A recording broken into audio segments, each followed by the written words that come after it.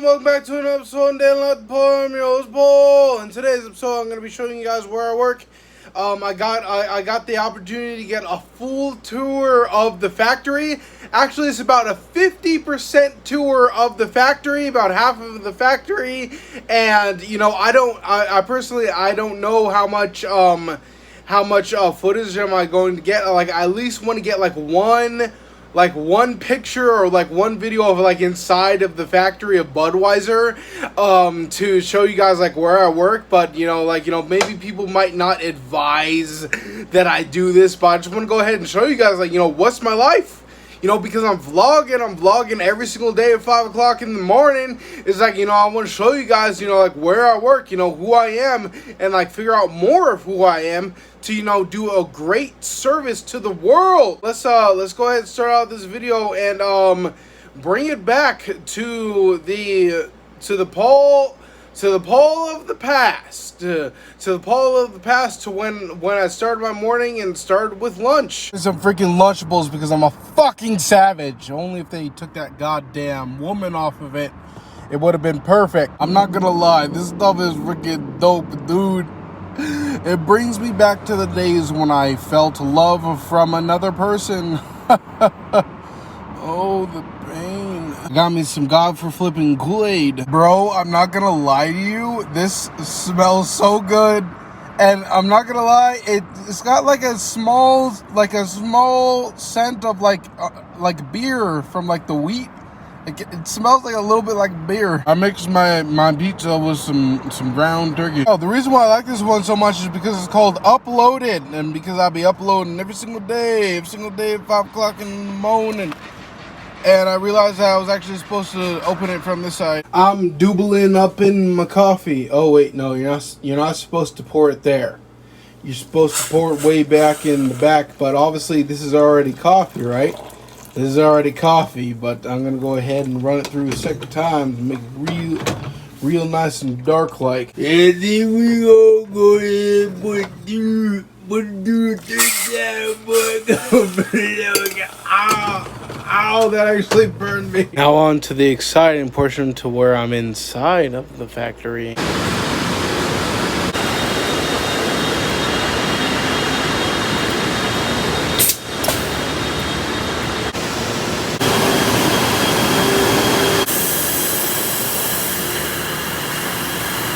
We're now underground. Okay, that was freaking dope. That was really, really cool. This freaking Budweiser plant, of course you can see it on the side of the freeway. Anytime that you travel down the side of the freeway on the side of Los Angeles, passing by Van Nuys, you can see the Budweiser and Bud Light plant, and that's where I work at. This is where I work at. This is my home for now. This is, where they treat me really, really good. But they don't really treat me really, really good. How do I explain to you? The supervisors treat me really, really good, but it's just that this is really not security. It's just it's really, really not security. It's just it's so ridiculous of how we take the calls for say if somebody got jury duty and they need to take time off, or they get sick. We take every single call from the plant.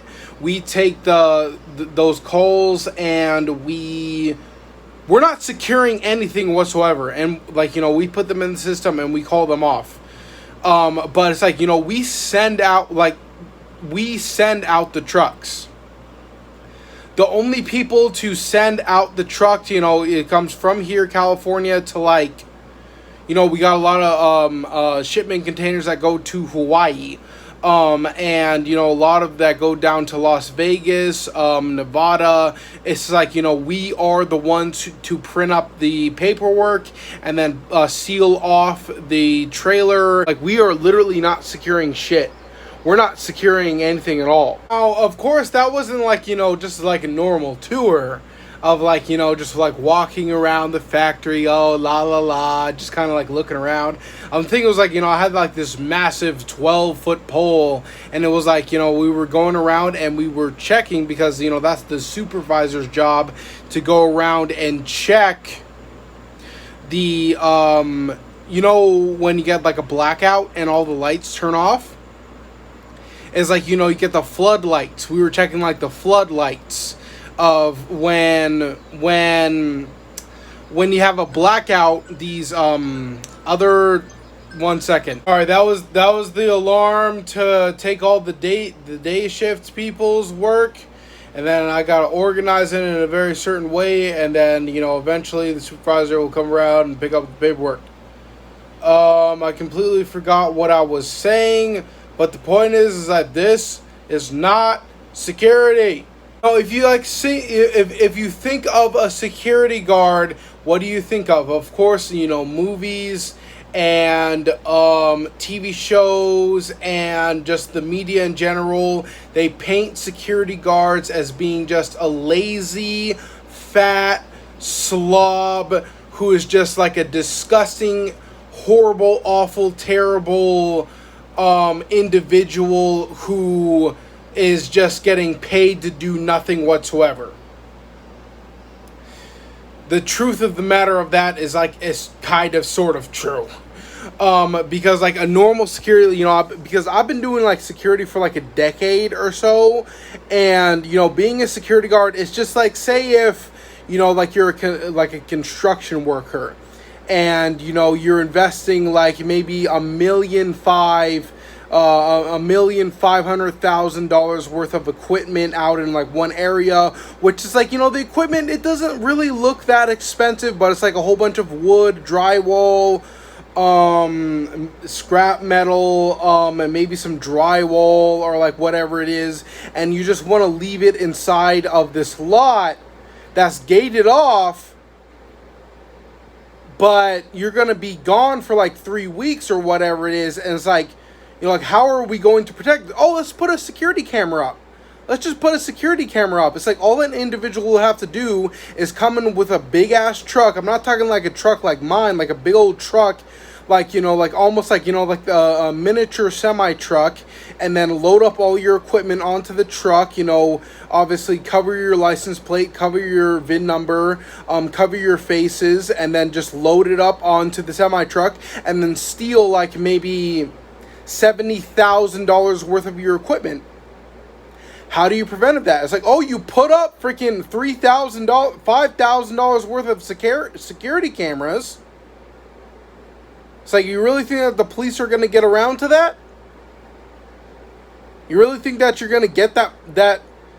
It's like, you know, when you order like, you know, like $75,000 worth of like wood and materials, it's just not there at Home Depot. It's like you have to order it. It's like, you know, it's going to take like 3 weeks for it to get to you in the first place. So it's like, you know, now you got to call your client. It's like, you know, we can't finish, you know, building all the supplies and like building your building because, you know, all this stuff got stolen.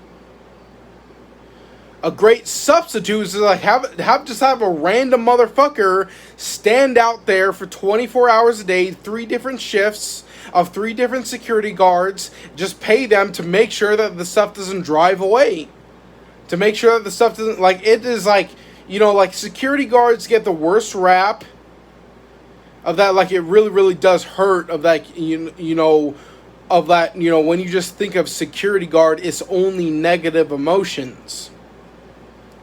But it's just like, it really does help. It's like, you know, if you are a big shot and like, you know, you're making big, huge moves, and it's like, you know, you gotta show out to the client. It's just like, you know, having a security guard is like really, really not that bad.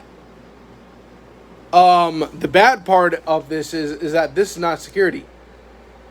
This company, like Budweiser, hired a whole bunch of security guards to do a whole bunch of work, to sign out these trucks, to sign out these employees, to call the dock foreman, to go to the WMS to check and see if it is, to go to the AGS to to do everything, you know, that's not security.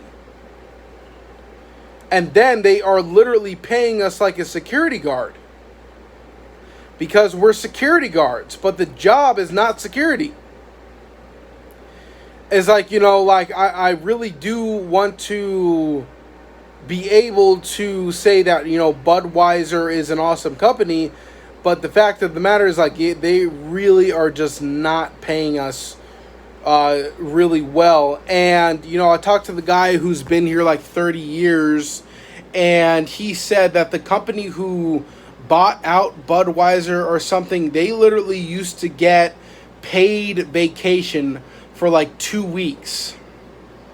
So you get to take 2 weeks vacation. You know, you get like on, like you're sitting on a cruise, sipping a freaking margarita with bad bitches all around you, and you're still getting paid your normal wage, and then you get to come back to your job and then start doing your job again to keep on getting paid to get me more money. But apparently a company, like, I don't know the name of the company, but they bought them out, and this company is like, they are just, I mean, it's like they are, it's like, it is literally like rape. Like, you know, it's like they're paying us like $1 over more per minimum wage to do like 45 different jobs. Like, I'm not telling you guys all the jobs that we do have to do, because like it's just not there on the top of my mind, because in the most part, I try to remain numb. I try not to think about this shit. I try to just, you know, just be here to get a paycheck. And, you know, they realize that most people are going to do that. That's why they hired the security guards to do all this, to get all this training, to sign out these trucks, to weigh the trucks, to put the seals on the trucks, to get their paperwork. And if you do it incorrectly, it's your fault.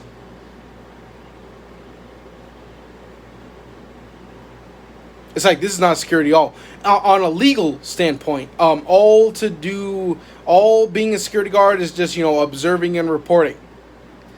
But with that said, you know, I'm making a brand new video every single day updating you guys of what the hell's going on in my life. And that is just the point blank period of like what's going on in my life right now. But I'll see you guys tomorrow at 5 o'clock in the morning. Bye.